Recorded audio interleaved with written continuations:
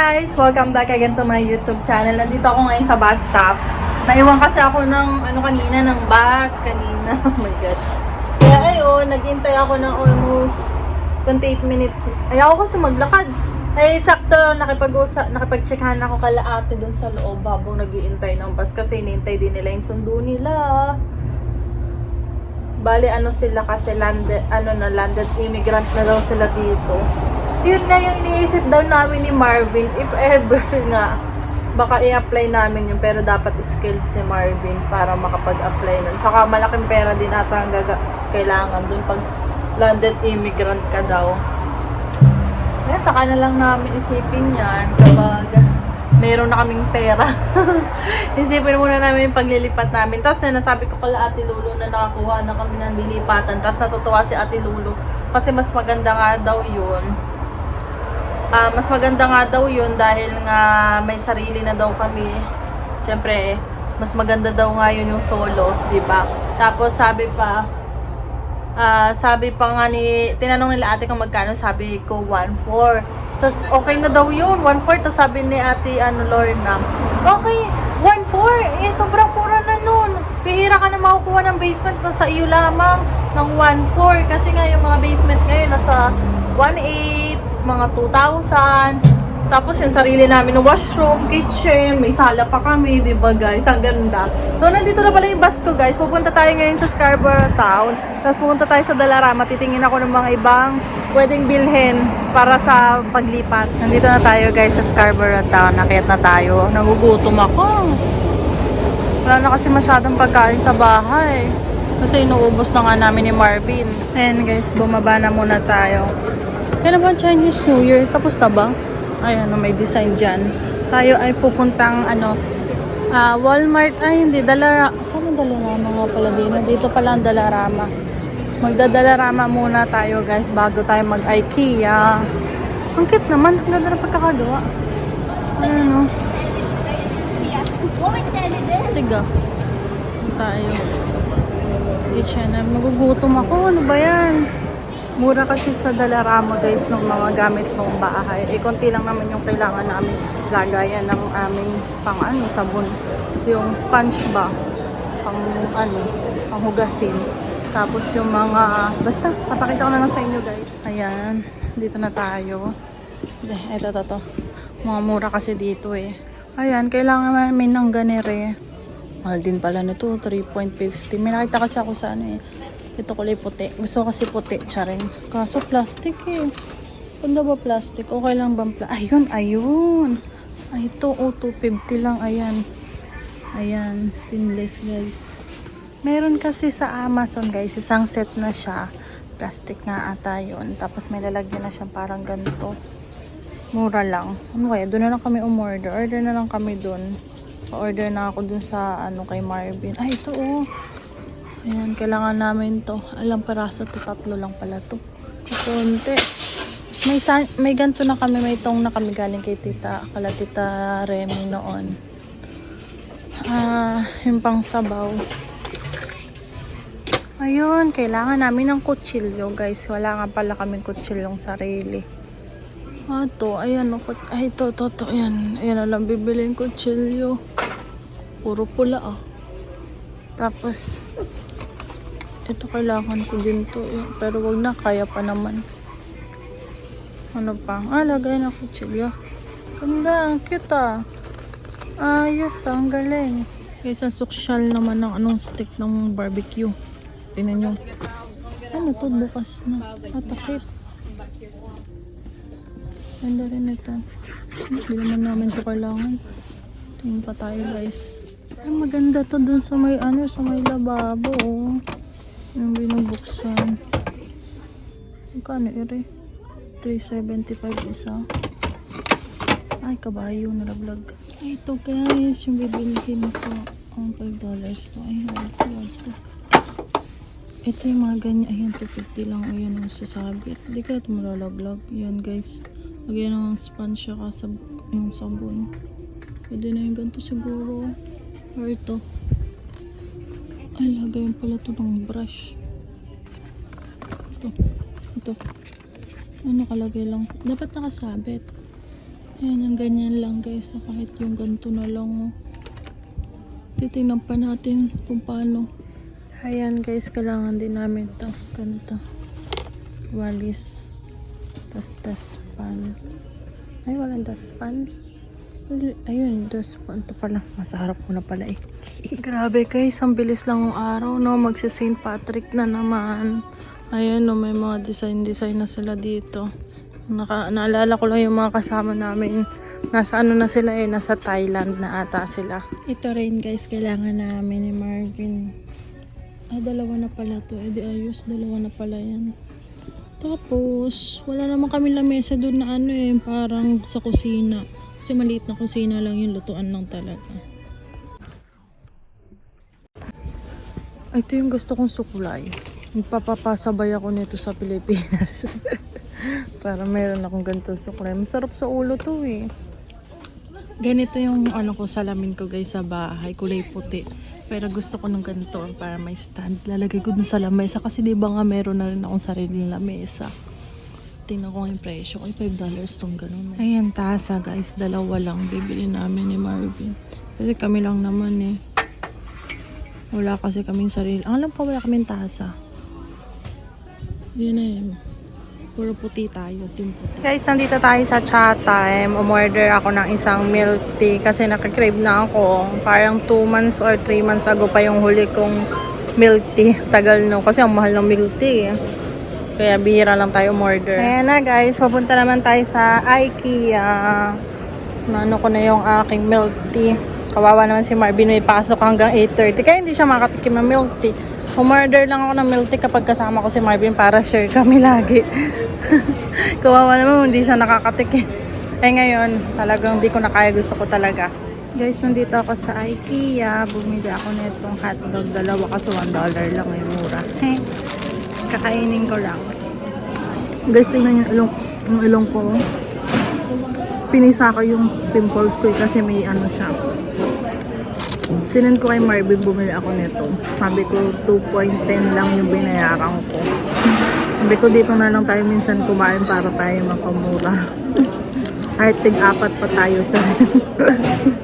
Guys, saan na ba tayo? Tapos na akong kumain at mag-ikot-ikot na tayo dito sa IKEA. Doon tayo sa ano, doon sa mga sinole. Yung mga sinole na mura na lang binibenta guys. Dito ata yun eh. Ay ito guys. Ito ba yan? Yung parang ano, paglulutuan ng mga may sabaw.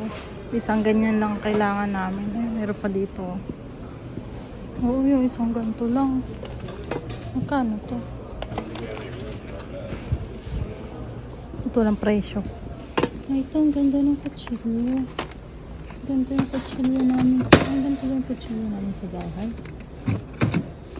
Pwede na to. Magkano to? Isang set na. Ano naman to? Para maganda ang cut. Okay. Ayan guys, nakita ko na kung nasaan. Ayun. Dito yung mga sinusole. Titingin tayo dito. Sinole, oh. 24 pala to, 24.99, 17 na lang. Ganda nito eh. Tara na guys, yun lang nagustuhan ko eh. Gusto ko yung totoong halaman. Wala na didiligan. Ay ito, mga totoo ata to eh. Ayun na. Tus. Ay ito mga totoo din yung kaso. Mahal dito sigurado. Kahit yung ganyan lang, ang cute. Ayan, ang cute. Gusto ko nyan. Tara na guys, uwi na tayo. At sumasakit na yung ulo ko. Gusto ko nang matulog pag uwi. Papahinga muna ako, tapos gising na lang ako siguro pag dating na ni Marvin, 8:30. Ayan guys, medyo madilim na sa labas. Anong oras na ba? 5 na mahigit eh. Di ba kanina mga 3 mahigit nung dumating ako dito. Ang taas ng sikat ng araw. Guys, alas 6 na. Ang dilim na. Antok na antok ako. Grabe, tulog ako sa biyahe. Feeling ko haba na natulog ko pero 7 minutes lang naman yung papunta dito sa mga ano. Antok na ako. Tutulog na ako. Kung magigising ako mamaya, di magigising. Kung hindi, edi tulog na lang ako. Bukas ko na itutuloy yung vlog ko. Ang lamig. Ayan ang itsura guys. So, ganda no? Pag titingnan mo parang hindi malamig eh. Pati kanina. Kasi super init. Kaya magsa-sunblock dapat tayo kasi mataas yung sikat ng araw. Kaya pala nun nasunog lalo yung mukha ko kasi parang confident ako kahit mainit. Yung pala nakakasunog din pala yun. Confident tayo kasi malamig. Yung araw, syempre nakakaitim pa rin pala yun. Kaya lagi, ayun, nalimutan ko kanina, sunblock. Lagot tayo nito. Dadalhin ko na nga yung sunblock ko sa bag ko para kahit sa trabaho na ako mag sunblock. Mamimiss ko dito guys. Sa lugar na to. Syempre 1 year din kami dito no. Ang dami din namin memories dito. Nakita na tong bahay na to, yung hirap namin, yung saya namin mula na nagsimula kami dito sa Canada, diba? Magpapaalam na tayo next week sa bahay na to. Hello guys, nandito na pala si Marvin. Tulog ako. Tingnan mo naman yung pimples ko, yung pinisa ako, tapos may pimples pa ako dito, ba na. Kasi nga, lumalaki talaga siya na may nana. Hindi ko alam bakit. Kaya pinisa ako na. Ay, lumalaki lalo yung ilong ko. Ayan, nagluto si Marvin, guys. Ayan, nagluto si Marvin ng spam. Dumating siya kanina. Ay, tulog ako. Ano oras ka dumating, bebe? Mga 8 na? Mga 8 na ata. Sa ward sa SPC, hindi yung basta yun. Hindi na umalis. Ayan, nagluto siya, tapos nagsaing din siya. Guys, tapos na kami kumain. Tingnan niyo kung ano ginagawa ni Marvin. Pero anong ginagawa mo? Ano yung mga natututunan mo na? Ano? Figures 1. Nag-aaral siya ng French, guys. Nalilibong siya mag-aral, oh. Go, bebe. Para daw matuto siya sa French. Punta daw siyang Quebec. Ano ba tuturo? Ano yan? Putol-putol ang ano niyan? Parang tapos babasahin mo. Ano?